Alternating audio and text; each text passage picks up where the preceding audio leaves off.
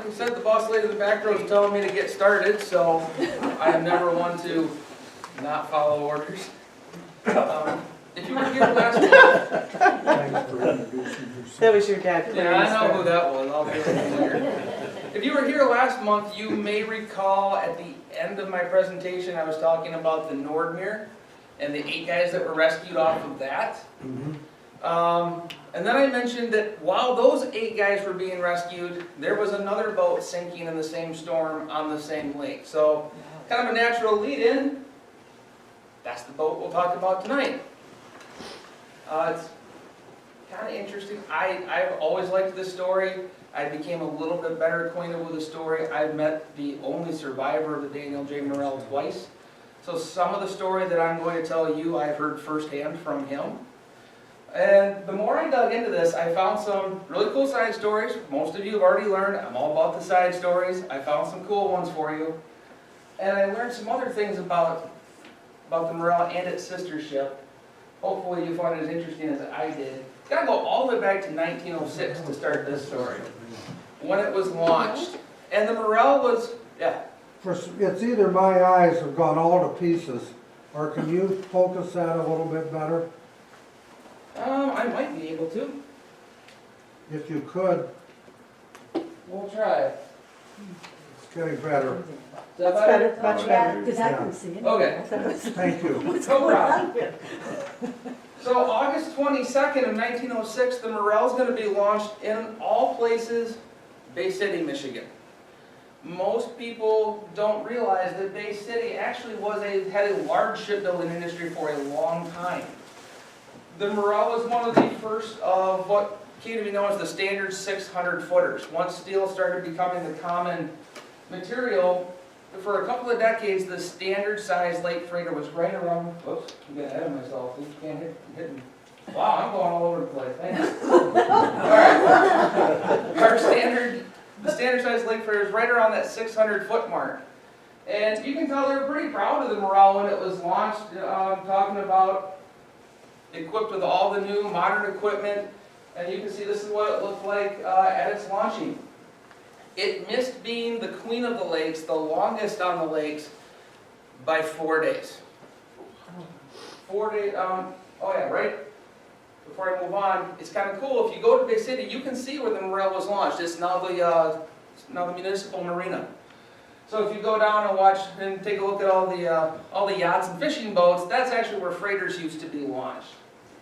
I said it missed being the queen of the lakes by 4 days. 4 days earlier, the Edward Y. Townsend, its sister ship, was launched in Superior, Wisconsin. How does that beat the Morrell if it's the sister ship? No one can explain this. The same plans were used for boats in Bay City and in Superior. Somehow, even though they used the same plans, the boats out of Superior wound up 1 to 2 feet longer. No one's really sure where that extra foot came from. But 4 days earlier, the Townsend is going to be launched, and one source says 1 foot longer, one source says 2 feet longer, and she beats the Morrell by a little bit. 1909, August 13th, the Morrell is upbound through Whitefish Bay. It's foggy, going real slow, and he's going to run into this boat, the Henry Phipps, which is a true sister to the Morrell. Same plans, looks just like the Morrell, also launched at Bay City. Both ships survived the collision, they are repaired. I found it interesting in the Sioux Evening News, they described the hole in the Morrell. You could have driven a team of horses through it. So in 1909, we're still measuring the size of damage based on how many horses can walk through the hole. I just showed you a picture of the Edward Y. Townsend. The Townsend and the Morrell are going to be intertwined their whole careers. April 26th of 1909, just a few months before this, the Townsend is in a collision with a Philip Minch in the fog in Whitefish Bay. So 3 years after their launch, they're both in collisions at the same part of Lake Superior in the same conditions. The Morrell you can go to Washington, D.C. today and see part of the Daniel J. Morrell at the Smithsonian Museum. In 1922, it becomes the first bulk carrier to have a gyro compass installed. Before this, It had magnetic compasses. Works great, unless you're sailing through Lake Superior surrounded by iron deposits. And then your compass doesn't necessarily point where you think it is. So it's the first one to have the gyro compass installed. The gyro compass helped me out a little bit. I'm not a huge technological person on compasses, but it has, is it magnets that spin? Yep. Okay, magnets spin around the compass and it offsets the pull of any iron deposits around that would throw it off. 1930s, I can only tell you the 1930s. It has a new forward cabin. You can see early on, it looked like this. Later on, the outside pilot house is going to be enclosed. And it's going to end up in the 1930s having this pilot house and forward cabins installed. I can tell you it was somewhere between 1936 and 1941. I was not able to narrow it down past that. And in 1956, her horsepower is going to be pretty much doubled. The old triple expansion steam engine is going to be taken out and a new Skinner Uniflow engine installed. So she goes through a lot of upgrades and some new technology. She did have radar. She's one of the early ones on the lakes to have radar after World War II, when radar started to be used commercially and not just for naval vessels. But this version of the Morrell right here, this is the version of the Morrell that we're really talking about. 3 different boats, 1 story. The top boat right here, this is the Bethlehem. They all sail for the Bethlehem Steel Company. It's the Bethlehem that is going to be the cause of the loss of the Daniel J. Morrell. Why do I say that? The Bethlehem in late 1966 suffers a breakdown. She has to go to the shipyard. I could not figure out exactly what went wrong. I assume it was probably engine related, but she's out of commission for the last month or 2 of the 1966 season. So the Morrell here, and once again the Edward Y. Townsend, are going to have to make one last run. Famous last words in shipwreck stories, one final run. Because with the Bethlehem going out of commission, the company had not reached their tonnage commitments. There's a certain amount that they contract to haul per season. They hadn't met the requirements, so they called Captain Arthur Crawley on the Morrell and Captain Thomas Connolly on the Townsend and said, you gotta go back north for one more load of taconite. There was some grumbling on board, but they all understood how it went.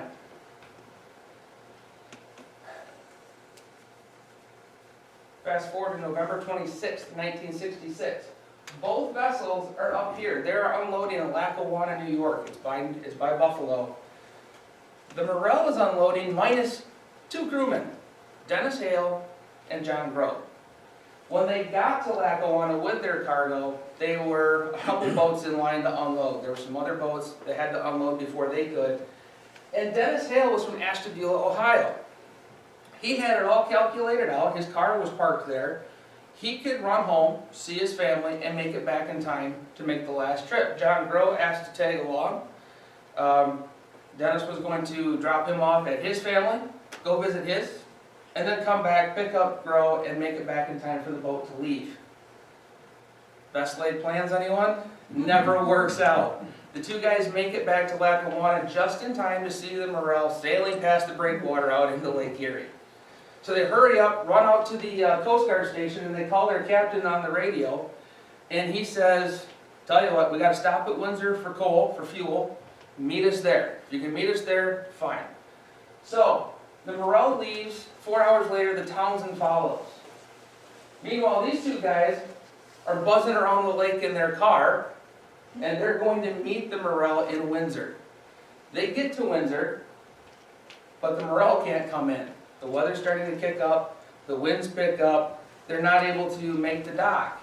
So these poor 2 guys, after missing the boat, after driving around Lake Erie, they wind up spending the night sleeping on a park bench, waiting for their boat to come in.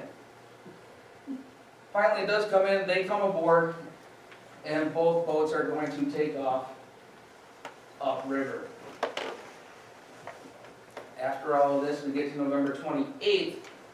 Both vessels are going to be heading upbound in Lake Huron, heading for that last cargo. I already said the Daniel J. Morrell, it's in the lead, and the winds start to pick up even more. They had called ahead, they talked to some boats that were coming down the lake, they had an idea what was coming, and they decided that it really wasn't anything that their boats couldn't handle. The weatherman was just as wrong in 1966 as he is now. They ran into winds that got upwards around 60 miles an hour. Eventually the waves picked up around 20 feet. And they were starting to work in what they call working in these seas. So the boats are really rocking and rolling. They're starting to bend a little bit. They're designed to. The captains talked a couple of times. They tried to figure out what their best option was. At one point they talked about turning around, going back to Port Huron. Didn't take them long to figure out turning a 600-foot freighter sideways in 20-foot waves, probably not a good idea. Their other option, they talked about running up by us here at Thunder Bay for a little bit of shelter. And there was another captain, Van Buskirk of the Benson Ford. He heard them on the radio. He called them and said, yep, just sailed by there. It'd be a good spot for you to hide for a while. Shouldn't have any problem. That was the end of his part of the conversation. And he was left with the assumption that these guys were going to do just that.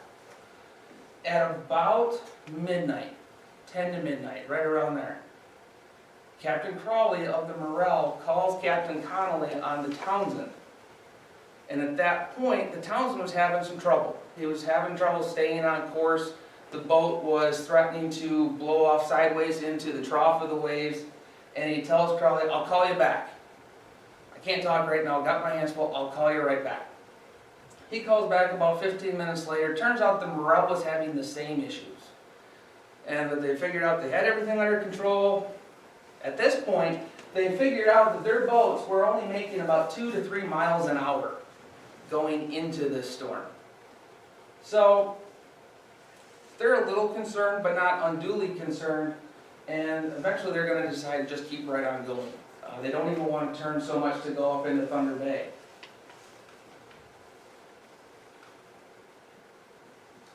Give you an idea of what's going on around the Great Lakes in this storm. This is a passenger boat called the Aquarama. It's moored in Muskegon. And the winds were strong enough, it actually snapped the mooring hawsers on the Aquarama and blew it sideways in its slip. If you want to go to Ludington, the city of Midland, number 41, missed the piers. And he wound up going on a sandbar. Now, the crew and the passengers on the city of Midland, they had a pretty good time. They were inside the breakwater, and they were nice and safe on a sandbar outside of the waves. They spent a couple days eating really well and playing cards. And at one point, they started running out of food. The Coast Guard was nice enough to bring them fresh groceries until the weather calmed down enough that they could pull it off the sandbar and get into Ludington. This little guy, the Howard L. Shaw, he's on Lake Huron too.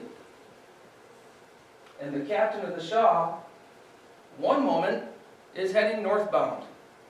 He hits a wave, and he's heading southbound. And he tells people later, yep, it spun me around like a top. It literally turned his freighter 180 degrees, and he was heading back the way he was coming. He tried twice to turn around, and he couldn't do it. The boat would not turn back around in those conditions. So he went back to Port Huron, not of his own choosing, but rather the storms. So you can kind of get a sense of what these two boats are dealing with as they're going up Michigan's Thumb. Dennis Hale, after he had been back on the boat for a while, it was his turn to sleep. He's asleep in his bunk. It is somewhere up here. One of these portholes up here is where he would be. Pardon me for a second. He's having a little bit of a hard time falling asleep. Anchor chains are rattling, the anchor's thumping against the bow. And then he hit a big wave. And Dennis said how he had a small bookshelf, and all the books fell on top of him. They fell right off the bookshelf. He said, you know, maybe I better get up if it's going to be this nasty out. And he reaches for the light switch, and he flips the light switch, and nothing happens. And about the time Dennis thought, uh-oh, the general alarm went off. So he opens up his cabin door, he looks out in the hallway, and his crewmate, Albert Leamy, is already running for the deck. And so Dennis follows him up, And Wing is the first one to get a look out on deck, and all he yells is, "Oh my God," turns around and runs back to his cabin. So Dennis is going, that's not good. He looks out. What he sees is his ship starting to break in half right there. He starts seeing the steel plates pull apart, and he describes sparks being thrown up into the air and steam from the severed lines coming up. Dennis runs back to his cabin. Remember, he was asleep. He was in his boxer shorts, not what you want to be out on deck in November in. So he runs back to his cabin. There's no power, there's no light, so he's digging around in the dark. All he can find is his life jacket and his wool pea coat. So he puts the life jacket on, and then the pea coat. That's going to come into play later. So he comes back out on deck. He's in his boxer shorts, a life jacket, and a wool pea coat. Nothing on his legs, no shoes, nothing. It's November. It doesn't take long before he can't feel his feet anymore, I can guarantee you. So he comes back out on deck, and all the crew, the forward crew's gathered around up here, and there was one guy in the crew, Norman Bragg. Unfortunately, this was not his first shipwreck. He survived the sinking of the Henry Steinbrenner in 1953. So the rest of the crew are kind of looking at him going, all right, dude, this is not your first shipwreck. What do we do now? And he says, well, guys, I think it's time we get on the life raft. And the life raft is right there. You can kind of see it in this picture. It's kept right out here on deck. And it's designed to just float free as the ship sinks out from beneath it. So I believe there's about a dozen guys or so get on the raft, including Captain Crawley, who tells them, we could not send a distress signal. When the boat first split, it cut the power lines. So all the radios went dead. Crawley tells them he only was able to run the general alarm because he jerry-rigged it with a battery. That's the only way he was able to get the general alarm to sound, because at the first split, all the power lines were cut. So he tells them no distress signal was sent, but the Townsend is only a couple of miles behind us.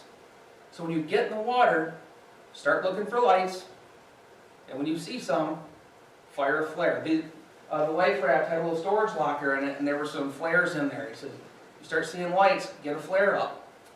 They should be able to find us. What happens next, I'm sure probably can't be described, but I'll do my best. So the Morrell finally completely splits. So Dennis Hale and his shipmates are on this little life raft, and he describes the stern coming at them. It's ripped in half, and they can see into the empty cargo hold coming right at them. And he sort of described, he called it, it said it looked like a headless serpent coming in and just eating. And they weren't sure if the stern section was going to run up over them or what was going to happen. What ends up happening is the stern section, remember, it's still under power. That's where the engine is. So this half a boat is still cranking the propeller. It's still trying to travel. So it runs into the bow section 2 or 3 times and pushes it out of the way. So the boat literally goes 2 separate directions. From a life raft just like this is what they're on, not this exact one, but an identical twin. So you can see how there's a flat platform on either side. That's so if it flips over in the storm, the crew doesn't have to try to flip it over in the waves, they can just get back on. So ends up, there's only going to be 4 guys. There's a wave comes up and washes this thing off the deck, and only 4 guys are going to get back to their raft, after there were about 12 or so initially when it was still on the deck. And from this life raft, Dennis Hale is going to watch his ship split in 2. He's going to watch the bow sink and the stern half go sailing off into the night. It's still traveling. It's still going. And he describes watching his crewmates on the stern try to figure out what to do. He actually said when they were still semi-attached, they looked back and there was an oiler on deck back at the stern. Must be the guys in the engine room sensed something was wrong and they sent him up to see what was up. And he still had his oil can in his hand. They said he just stood there staring. Like there was no reaction, like he couldn't quite comprehend what his brain was telling him he was looking at. Just standing out there with an oil can, watching his ship split in 2. So the stern's just going to sail off. And these poor four guys are on a life raft just watching half of their boat go by.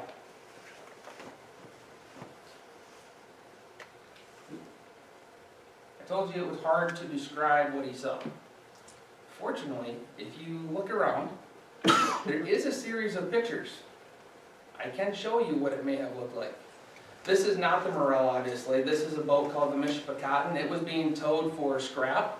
So what you're about to see, no one was on board, but it broke in half on its scrap tow and it sank, and someone on the tug had the forethought to grab a camera. This might be what Dennis Hale saw. You can see it starting to break there. You can see it now, the stern is really sagging down, and then it splits.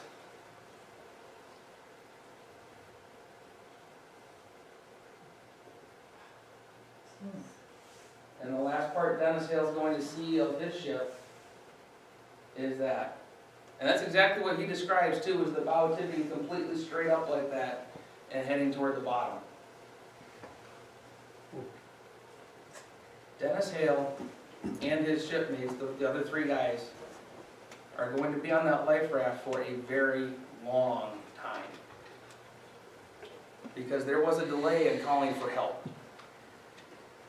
So, again, it's November 29th, about 12:15 a.m. I told you the Townsend has its last contact with the Morrell. Both captains talked on the radio and said, we're going to keep plugging north, it's our best option, rather than trying to turn around. Talk to you later. Well, they wouldn't. At 1:45 and 3:45 a.m., the Townsend tries to call the Morrell twice. Captain Connolly tries to call Captain Crawley, and he gets no answer. The Bethlehem Steel Company had a rule that their ships were supposed to call into the company office every morning at 9. Let them know where they were so they kind of keep track of their fleet. Dispatcher Arthur Dobson does not get a call from the Morrell at 9 a.m. He's not overly concerned yet. A lot of things could happen, especially in a storm like that. Their antenna could have been damaged. A lot of possibilities, so he's not overly concerned, but he doesn't let anybody know what's happening. At 2 p.m., he talks with Captain Connolly on the Townsend, who says, nope, I still haven't heard from him. So Dobson calls the Arthur B. Homer, another ship in their fleet, and says, would you try to call him? Maybe he just can't transmit that far. Would you see if you can raise the Morrell? And the Homer calls him back and says, nope. No answer. Fast forward to November 30th, the next day. The Townsend has reached the St. Mary's River. He stops at Lime Island for coal, and he calls Dobson again and says, we're not going anywhere for a while. He said, my crew has found loose rivets, and I have a crack in my deck. He says, I'm not going anywhere. Oh, and by the way, nobody's seen the Morrell. Remember, the Townsend was behind the Morrell. So if he's in the St. Mary's River, if he's at Lime Island, somebody should have seen the Morrell before. He's not seen at the fuel dock. He is no radio contact. And the marine reporting agencies haven't reported him either. Back in this day, you still had marine reporting agencies. It was their job to keep track of the boats sailing by. And they would call the company and say, hey, saw this boat at this place, go in this direction, so all is well. That's 3 ways they should have been able to locate the Morrell, and they all failed. So at 12:15, Dobson calls the Coast Guard and says, I got a ship missing. But that's 34 hours after the Morrell goes down. In November, in those temperatures, and the Coast Guard immediately said, well, we're going to send people out, but I don't think we're going to find anybody alive.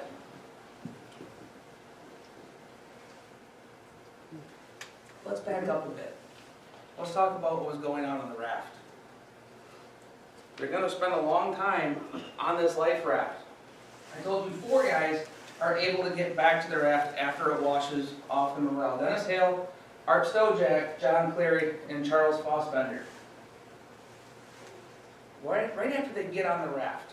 So they get on, and they dig into that storage locker I told you about, and Dennis immediately fires off 2 flares.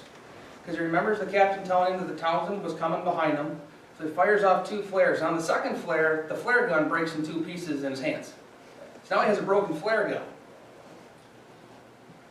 He looks over,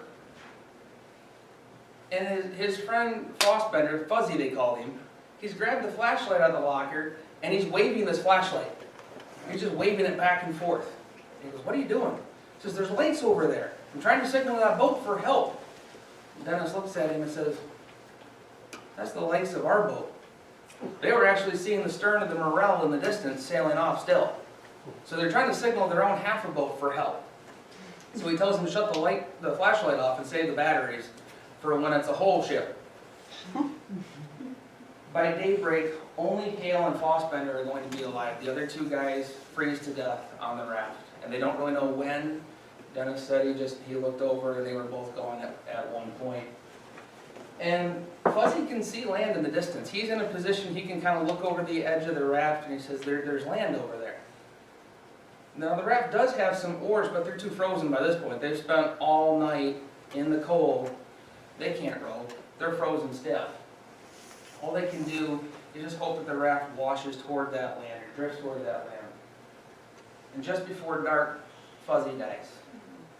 And it's really kind of sad. They were getting close to land. They were getting close to shore. And Fossbender says, "I don't think I'm going to make it. It feels like my lungs are filling up." And Dennis said, "Well, can you cough it out? Can you try to cough it out?" And he said Fossbender gave a cough and collapsed right there.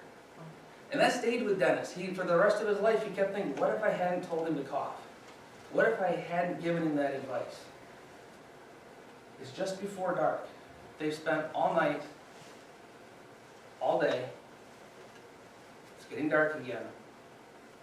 And there's still nobody looking for him. He's now alone. Literally. He's the last one left alive on the raft. And there's nobody looking for him. There's nobody who even really knows that Morrell went down. He's going to spend his second night.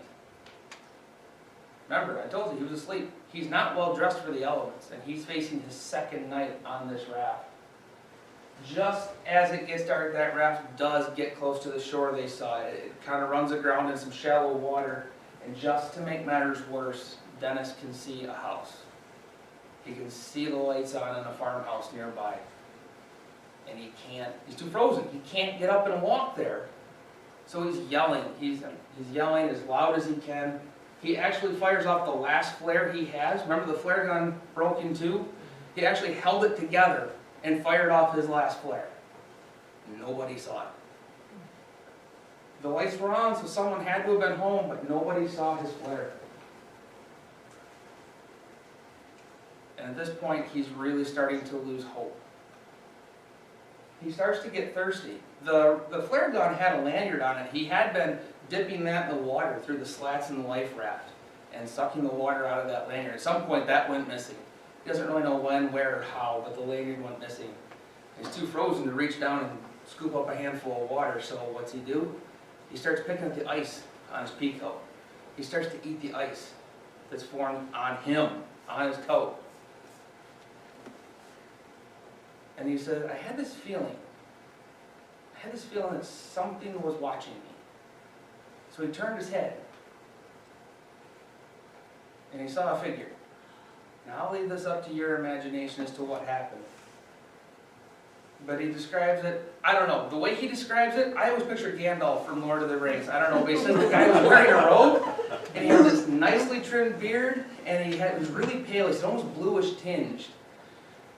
And he said big bushy eyebrows, and he said, stop eating the ice on your coat. And he stopped. Dennis stopped. And at this point, he had another episode. He sort of felt like he was not with his body at that point. He comes back to himself. He comes back to his senses a little bit. He realizes he's thirsty, so he starts picking up the ice again. And he said the same figure showed up a second time. He said, this time he was mad at me, pointed his finger at me, and he said, I told you not to eat the ice. So you'll lower your body temperature and you'll die. So Dennis stops. and he never sees this guy again. He named him Doc. He said, I don't know why I called him Doc. It just felt like he was there to help me, so I called him Doc. No other answer as to who or what Dennis saw. About that point, or about the point that Bethlehem Steel Company was telling the Coast Guard that the Morrell was missing, this boat, the GG Post, is going to pick up the first body. And the news kind of got it wrong at 1:12. The official report says about 12:12. So I think they probably missed a button on the typewriter there. But the GG Post is going to recover a body in Lake Huron wearing a life vest stenciled Daniel J. Morrell. And they call it. So the Coast Guard gets the call from Bethlehem Steel, and a couple minutes later they get a call from the GG Post saying we've got a body from the same boat that was just reported missing. Now they know they have a problem. And word comes out that there's a boat down.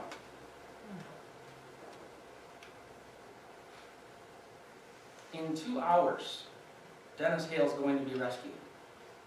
After 34 hours of waiting for a call for help, it takes the Coast Guard 2 hours to find him. And the Coast Guard crew in the helicopter, they found the life raft and they saw 4 bodies on it. They actually radioed in. They radioed in and said, I don't think anybody's alive. And then Dennis raises his arm. He puts his arm up, and the guys on the Coast Guard helicopter were stunned. They thought there's no way. So they actually land right next to him. They wade ashore, and they get Dennis into the helicopter, and the whole time he's just yelling at him, I love you, I love you. It was the best sight he had seen in a long time. And they fly him straight to Harbor Beach. They put him in the hospital. The hospital had to hide him in the maternity ward to keep him away from the reporters. They wouldn't leave him alone. So they actually hid Dennis in the maternity ward. And he tells his story. He tells the whole story. And he tells everything. The Coast Guard came to talk to him because they want to know what happened. How did the Morrell go down? And the Coast Guard officer that came to ask him a couple questions asked him, when you were abandoning ship, did you by chance grab your sailing papers as you were leaving the boat? And Dennis looked at him. I would not have had the presence of mind to say this at this point. He looked at him, are you aware of what I was wearing when they found me? And he said, yes, I am. And Dennis said, where do you think I put them? At which point the interview was concluded. He was in for one more shock, though. Dennis was a practicing Catholic, so he asked to see a local priest. The priest comes to visit him, and the first thing he does is he gives Dennis the last rites.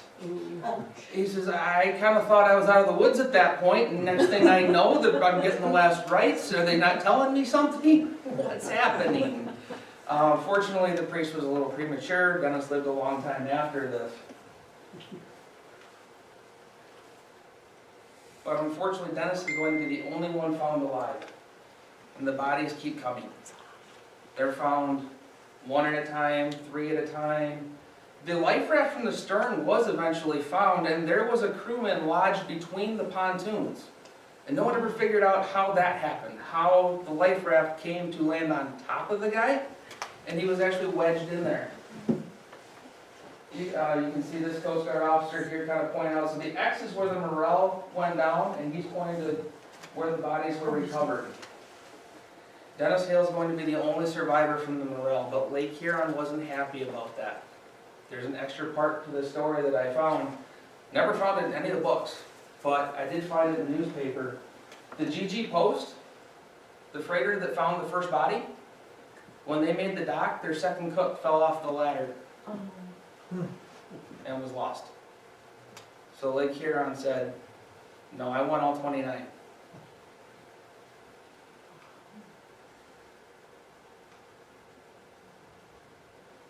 There was one other person who didn't like hearing the rest of the story about the Morrell, because news started to come out.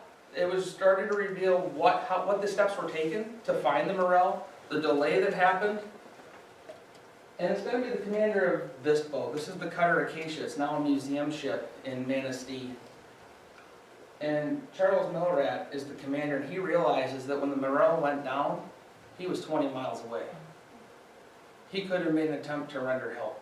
He was actually upbound, going in the same area. He was responding to the SOS from the Nordmere. That's why he was in the area to begin with. And had the power lines not been severed, had the Morrell been able to call for help, help was 20 miles away. I don't know about the other guys on the boat, but at least the other 3 on the raft probably could have been saved. Had a call for help been able to be made. There are happy stories, believe it or not. This is Patricia Haley, 13 years old, and she's looking for this guy, Claire Haley. This is her dad, who she doesn't remember. Her parents had divorced when she was 3 years old, and she'd spent the last few years looking for her dad. She hadn't found him, and he was reported lost on the Morrell. Initially, he was in the roster of those lost. Fortunately, the news was wrong. He had left the Morrell just a couple weeks prior. And so she goes to the Port Huron Times-Herald offices and it says, "Can you help me find my dad?" And so they did. They put out news articles. It was in the TV news. They broadcast this story, and Claire sees it. He's in Duluth watching TV, and the news comes on, and this story about his daughter looking for him comes on the TV. And he says, "I couldn't get to the telephone quick enough." He calls the newspaper offices, and they put him in touch with his daughter. There's no more of the story. I don't know what happens from there, but because he was initially reported as lost, a girl found her dad. There's another guy who's incredibly thankful that he got sick.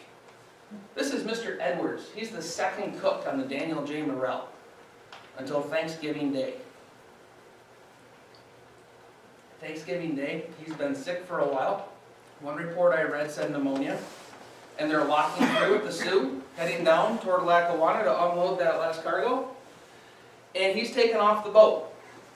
He's too sick. They take him off the boat at the locks. He goes to War Memorial Hospital, and it's from his hospital bed that he gets the news that his ship was lost. Had he not come down with pneumonia or whatever it was he had, he'd have been aboard for that last trip. If I hadn't gotten off Thanksgiving Day, I'd have had it too. He was not very hopeful that he would have survived. And he describes the Morrell as it's a good ship. Everyone was happy, it was a good crew, and he was both relieved to still be alive in a hospital bed, but also a little bit of survivor's guilt too, that he wasn't there. Anytime a boat's lost, the Coast Guard has to do its thing. The first thing they want to do is go look at the Townsend. They want to look at the boat that was traveling with the Morrell, and they want to look at the damage they reported. Not only was there a crack in the deck, it was in the same place that the Morrell split in half. So the Coast Guard immediately pulls its sailing certificate, says nobody is traveling on this ship until you fix it. You're going to tow it to a shipyard. There's not going to be a person on board until this is fixed. The next step is look for the wreck. They knew the water was going to be pretty deep where they thought it went down. They thought it might take them a while to find it, but it didn't. They found it pretty quick. Put down the camera, confirmed, yes, they found the stern of the ship. They found one half. They found the half that went sailing off into the night. They found that half. Now in 1966, they could put divers down. The stern is in roughly 200 feet of water. They could put divers down. It was the old style with the big copper brass helmets, just like you think of stereotypical divers, right? And they went down with still cameras, with video cameras, and they took pictures of the wreck. They also brought up some plates. They also brought up some of the steel plates for testing. And that's what they found at the bottom. Just kind of sitting there, just half of it gone.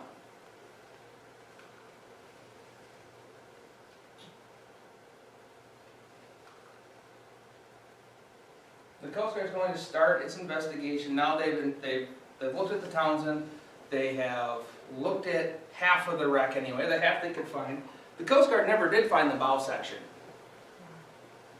So they were only looking at half of the shipwreck. And people couldn't agree on anything. A lot of people said, the Morrell was in great shape. This guy says, I was on it last year, and when we laid it up for the winter, that boat was in great shape. No problems. A guy that went down with the Morrell had written a letter home, said, this boat's just about had it. So they were going into a dock, blew 2 tubes out of the boiler. Remember, in '66, the Morrell is 60 years old. Now that's not super old in freshwater, but it's not a new boat by any means. And he says, this boat's just about had it. Another guy says, nah, it was seaworthy. The experts say, don't judge it because it was 60 years old. Say, hold on to that. Yes, it's 60 years old, but it's freshwater. There's no corrosion. Okay, so steel does not corrode away like it does in salt water. Just because it's 60 years old does not necessarily mean it was not seaworthy, especially on the Great Lakes. People couldn't even agree on whether the storm was really that severe. Okay, remember I told you about the captain of the Howard L. Shaw? Said, yeah, it spun me around like a top. I was going north and then I was going south. The captain of the Benson Ford, the one that told Crawley and Connolly that Thunder Bay would be a good place for them to anchor, he said, it wasn't anything out of the ordinary. I mean, yeah, it was a storm, but it wasn't that bad. I would argue to him that he was in a boat going with the waves, loaded with a couple 10,000 tons of ore, not empty. But his view was it was really nothing that big of a deal. So all the witnesses, they couldn't even agree on the weather. When it was all said and done, they came up with a few conclusions. First, they had to figure out what caused the sinking. Understatement of the year. High stress due to the height of the waves. Yeah, I think we probably figured that out without an investigation. We probably could have come to that conclusion ourselves. But there was another element to this. Launched in 1906, the Morrell was made out of a type of steel that was used, or that was, was made using what's called the Bessemer process. What they've come to learn is that steel you've made using the Bessemer process tends to be highly brittle in cold temperatures. I've never been around water in Michigan in November that wasn't cold. So I'm pretty sure the temperature of those steel plates was cold. And so what happens is, it's not that the steel is flawed, but with how it's made, when it gets cold, instead of bending and flexing like it's designed to, it will just crack. It will just split. After World War II, about 1948, they started using a different process, so this is no longer a problem. But the Morrell was built in 1906. It's made with Bessemer steel. And they said, and the Coast Guard actually was pretty kind to everybody. They said, that's really not on the crew. It's not on the captain. That's not their job to understand. They're sailors, they're not metallurgists. It's not their job to understand what's going on inside the steel plates of their ship. Then they looked at what caused so many lives to be lost. Why did we only have one survivor? Well, first, no distress signals. That's a big one. There's going to be a change from this sinking. After the Morrell goes down, every ship is going to be required to have a battery-powered emergency radio in the pilot house. So even if the power is cut, if the ship breaks in half, they can still call for help. They recommended, and I didn't get a chance to look, they did recommend that all vessels have an EPIRB put on. Don't even ask me what the acronym stands for, but it's a device that goes on a boat, usually around the top of the pilot house, and if the boat were to sink, it's like a sensor or an automatic beacon, and it would float free and automatically start sending a distress signal. Whether anyone was able to send one from the ship before it sank or not. This would be an automatic device. I'm pretty sure they're required now, are they not? Yep. I'm not sure if that came from this. It was recommended. I don't know if the recommendation was adopted with this or it came later. They did hammer the company. They came later. Did they come later? Okay. They did hammer the company. They said, it took you 34 hours to tell us that your boat was missing. And think about it, when you finally told us, we found your only survivor in 2 hours. What could we have done if you had told us immediately that you had a boat missing? So they weren't too kind to the company. And they did say, you know those life rafts? Yeah, they keep you afloat, but there's no protection from the elements at all. Not at all. Which is a little ironic, seeing as those life rafts were Coast Guard approved. So initially they said those were good enough. After a couple guys freeze on one, they said, maybe not. So what happens? Well, we know where the Morrell is. It's at the bottom of Lake Huron. The Townsend never sails again. It's going to sit at the dock in Sault Ste. Marie, Ontario for a couple of years. Eventually it's going to be towed overseas for scrapping, but it doesn't make it. It splits in two and sinks in the Atlantic Ocean. So I told you those two ships parallel each other. They were launched 4 days apart in the same year. They both collided in Whitefish Bay in the fog in 1909. They were traveling together on November 29th, 1966, and that's going to be the last trip for both boats. They were launched almost together. They pretty much ended their careers together, and they even had other accidents at the same time together. I told you the Coast Guard only found the stern section. So in 1979, David Trotter is the premier shipwreck hunter of the Great Lakes. If you are researching a wreck, 50% chance it was probably found by Mr. Trotter at this point. So they go out, the stern section had even been lost. The Coast Guard put a buoy on it so they could find it again, and the buoy sank. So their marker buoy disappeared and the stern was lost again. By the way, when they found the stern, they also found the sunken buoy. It was hanging out like 30 feet below the surface. I don't know if they returned it to the Coast Guard or if they kept it as a souvenir, but they did find the buoy too. They go out and they find the stern section again. They refine the stern. Found it pretty quickly. They had a pretty good day and they said, you know what? Let's go east. Let's just go east. See what happens. They go a little bit later. Ta-da! They found the bow that no one found before. They found both halves of the Morrell on the same day, 5 miles apart. And when they dove down to it, the clocks were frozen inside the wreck. The clock here in the bow reads 1:55 a.m., about the time that Dennis Hale said that it sank. The clock on the stern reads 3:30 a.m. That half the ship sailed 5 miles and floated another hour and a half before it finally sank.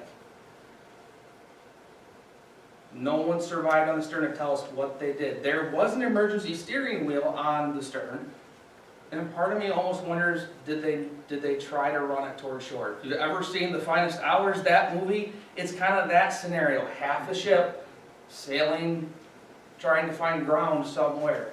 Because the lifeboats, you can see in the drawing here, the lifeboats were never launched. So in the back of my mind, I always wondered, did they get to the emergency steering wheel, and did they just try to run it toward shore somewhere?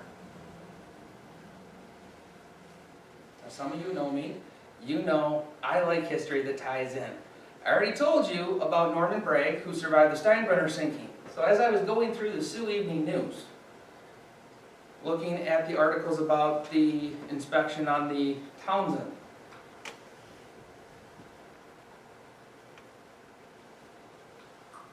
look who was in the paper that day.